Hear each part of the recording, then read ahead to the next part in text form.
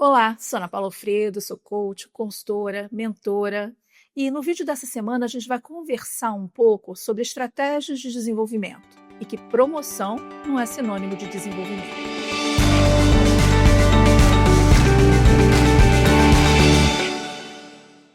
Essa é uma dúvida bastante comum quando eu trabalho com líderes, principalmente quando a gente está falando de feedback e conversa de desenvolvimento. Com o fim dos ciclos anuais, as avaliações de desempenho vão se aproximando e os líderes vão ficando pressionados, preparando as reuniões, pensando em como vai abordar aqueles temas que são difíceis, como reconhecimento, desenvolvimento e as mudanças salariais, que é o que dá mais medo de tudo. A ideia desse vídeo é separar um pouco esses diferentes conceitos e sugerir uma forma para integrar tudo isso numa programação anual. É importante separar o que é uma conversa de desenvolvimento de uma conversa corretiva. Quando a gente fala de avaliação, a nossa cabeça vai direto para a palavra feedback. E junto com o feedback, vem os pontos para melhorar. E por isso que a minha primeira parada é exatamente mostrar a diferença entre o que é uma conversa de desenvolvimento e uma conversa corretiva. A Gallup tem um termo que é meaningful conversations, ou seja, aquelas conversas significativas, que são as interações entre os gestores e os seus funcionários, que têm que ser autênticas, relevantes e conduzir ao entendimento mais profundo das necessidades, expectativas e o desenvolvimento do funcionário. Essas conversas, elas vão além daquele feedback tradicional e burocrático e focam no entendimento claro de objetivos, dos desafios e de oportunidades de crescimento. Essas conversas, elas têm algumas características. Elas têm que ser frequentes, ocorrendo de forma regular, permitindo ajustes e um suporte contínuo. Elas têm que focar no desenvolvimento, ou seja, abordar o progresso do funcionário, a discussão de diferentes maneiras, de que esse desenvolvimento e dessas habilidades aconteça, as metas. Ela tem que ser individualizada, ou seja, reconhecer a contribuição e as preocupações de cada funcionário. Ela tem que promover a conexão e a confiança, ou seja, criar um ambiente onde o funcionário vai se sentir à vontade para compartilhar as ideias e as preocupações. A partir dessas características, a gente consegue, ter as conversas significativas. E aí o funcionário vai poder se sentir mais engajado, mais motivado e a cultura de crescimento dentro da organização passa a ser possível. Dentro das conversas significativas, há aquelas que a gente já conhece, que são as avaliações de desempenho programadas, que vão seguir o calendário da organização. Então, algumas empresas trabalham com avaliações anuais, outras semestrais e outras ainda trimestrais. Independente de quantas, é uma reunião de balanço, A gente vai ter que olhar versus as expectativas da organização, as metas traçadas, como é que o funcionário performou e quais foram os resultados que ele entregou. Ainda dentro dessas conversas significativas, há aquelas conversas que a gente pode chamar de corretivas. O nome é péssimo, eu sei, mas a ideia aqui é que ao longo do ano o gestor vai apoiar o funcionário para poder ajustar comportamento, resultado, que é mais específico e que não esteja alinhado com a expectativa dele, gestor ou da organização. O foco, quando a gente fala de qualquer tipo de ajuste corretivo, é no curto prazo. Inclusive, quanto mais próximo ao ocorrido, melhor. Porque senão a gente cria um distanciamento que o funcionário nem lembra direito o que aconteceu, quais foram os motivadores. Então, é muito importante que a gente evite aquele comportamento de guardar isso para avaliação de desempenho. Então, vai falar isso quase 8 meses depois, o funcionário nem lembra do que aconteceu. Então, é importante que a gente deixe o funcionário ser capaz de ter um resultado positivo a partir dali. Então, se o ano vai correndo, ele vai corrigir aquele comportamento e no final, no balanço geral, que é a avaliação de desempenho, ele vai poder mostrar a evolução e o que ele aprendeu nesse processo. Uma boa metodologia para esse feedback corretivo é o que a gente chama de método SBIA, que eu já tratei até em outros vídeos. A gente vai falar da situação, que é o S, a gente vai falar do comportamento, que em inglês é B, por causa de behavior, a gente vai falar do impacto, ou seja, o que ele gerou para a pessoa, para a organização, para o resultado, e depois vai tentar traçar ações que vão fazer com que aquilo não se repita ou que a trajetória seja mudada. Usar essa metodologia, ela parece, às vezes, assim, é uma coisa muito prescritiva, né? Mas ela ajuda o gestor a focar e ser objetivo, sem falar de mais, mas também sem falar de menos. Uma outra coisa que é muito importante de ter em consciência, né, assim, bastante consciência, é que nem todo feedback tem que ser negativo, gente. Isso não devia ser surpresa, mas ainda é. A psicologia já ensinou sobre a importância do reforço positivo, né? A gente fala isso muito ligado à criança. Quando a criança faz algo certo, a gente fala, que legal, que bacana que você fez. Com o funcionário funciona igual, o mecanismo é o mesmo. E a gente tem que usar isso para reforçar, né, o comportamento positivo, ou seja, que a pessoa continue executando daquela forma quando deu certo, ou para que a pessoa perceba que aquilo gerou um impacto positivo e, dessa forma, ela vai repetir esse comportamento. A outra coisa que aí normalmente é uma surpresa é que a gente tem que separar dois tipos de conversa.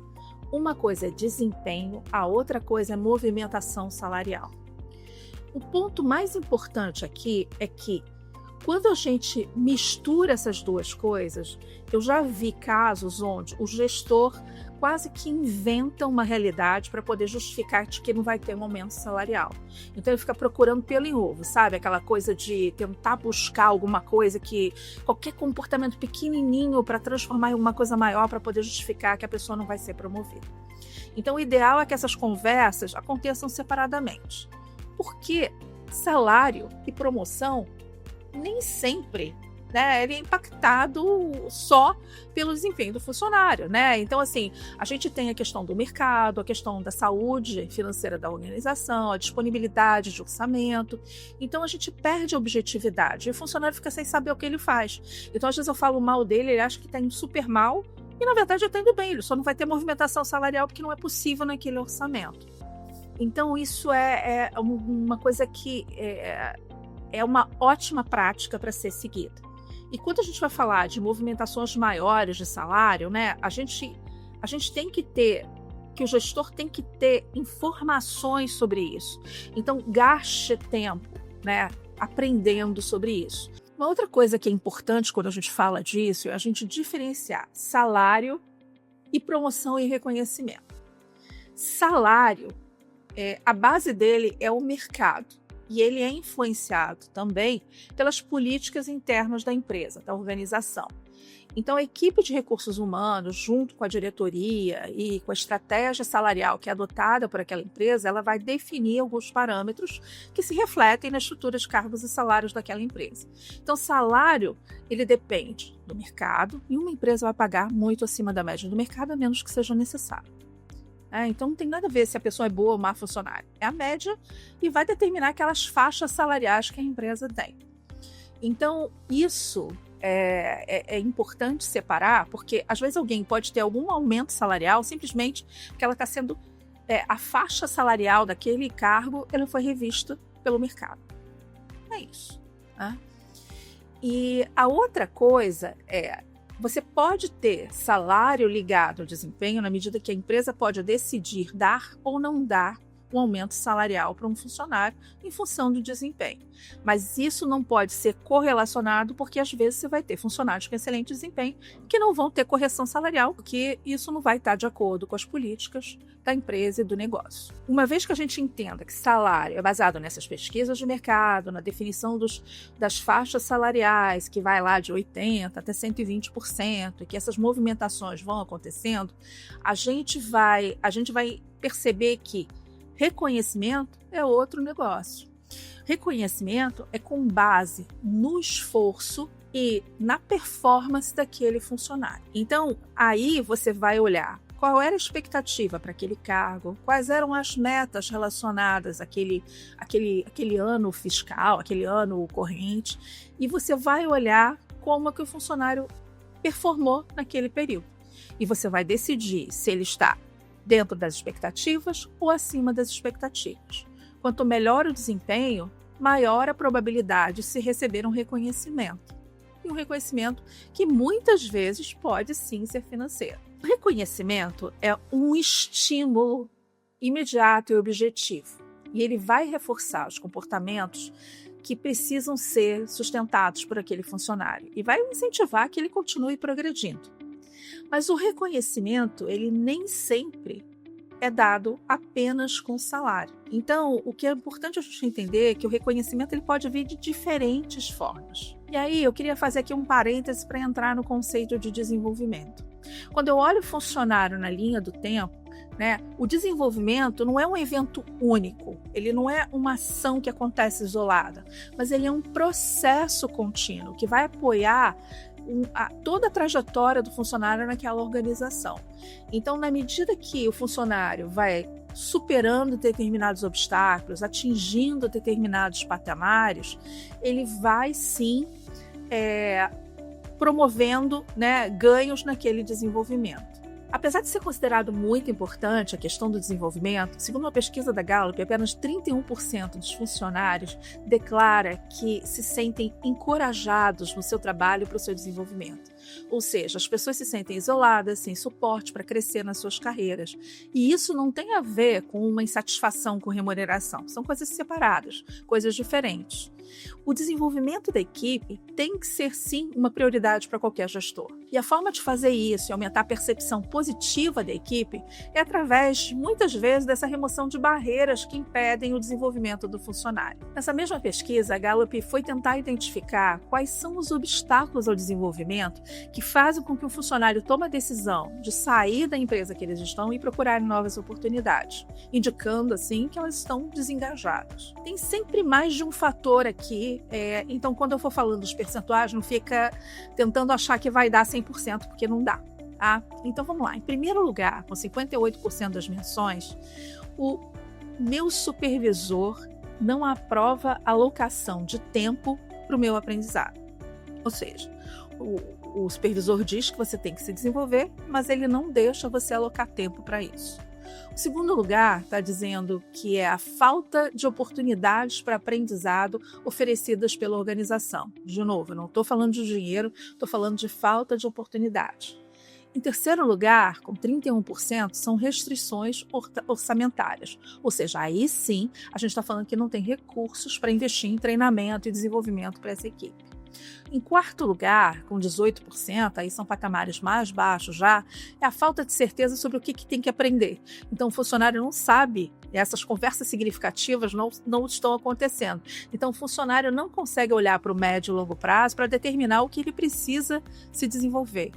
E em quinto lugar, vem a questão do tempo, ou seja, as demandas do trabalho não me permitem continuar me desenvolvendo. Então, quando a gente olha para isso, a gente vê assim, às vezes a gente vai para uma visão muito simplista de que a falta de recurso, a falta de remuneração é que faz o funcionário querer sair de uma empresa, querer se sentir desmotivado e não querer continuar engajado e trabalhando. Vamos tentar pensar, então, nessa visão anual que a gente falou no início.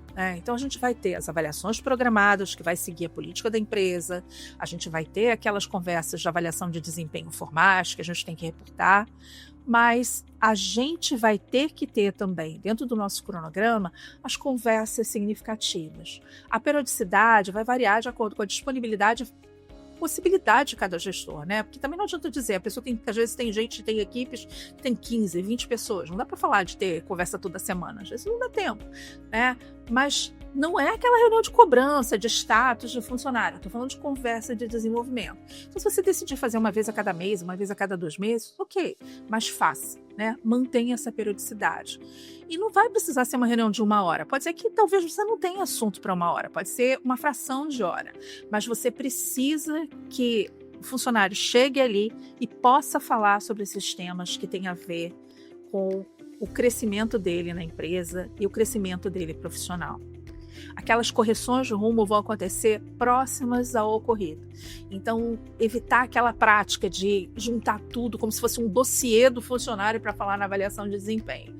Então, parece aquela lavagem de roupa suja. Vou falar tudo o que eu tenho para falar de você, do que você fez. Eu tenho provas aqui, eu guardei os e-mails. Gente, isso é um comportamento extremamente nocivo e tóxico.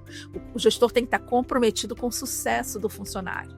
E sempre levar em consideração que a linguagem tem que ser clara, objetiva, transparente, respeitosa. E é um diálogo. O gestor fala, mas o gestor também ouve. Ele entende quais são as dificuldades que o funcionário está passando, ele entende qual é a perspectiva desse funcionário. e ele vai aprender sobre ele, vai entender mais o que o motiva, como é que é a expectativa dele para essa organização. Salário, promoção, tudo isso é importante, a gente sabe, a gente precisa pagar as contas, pagar os boletos, e a gente não vai conseguir segurar funcionários se a gente estiver pagando salários muito abaixo do mercado ou salários que não estão de acordo com o desempenho daquela pessoa. Mas essa não é a única ferramenta para você manter o funcionário engajado e manter o funcionário presente na sua organização. E às vezes não é nem a mais importante. Tem gente que prefere trocar salário por outras oportunidades. Para fechar com mais um dado da Gallup, já que a gente trouxe vários aqui, 70% da diferença entre um funcionário estar ou não engajado vem diretamente relacionado ao gestor desse funcionário. Como ele lida com as situações no dia a dia. Pensa nisso.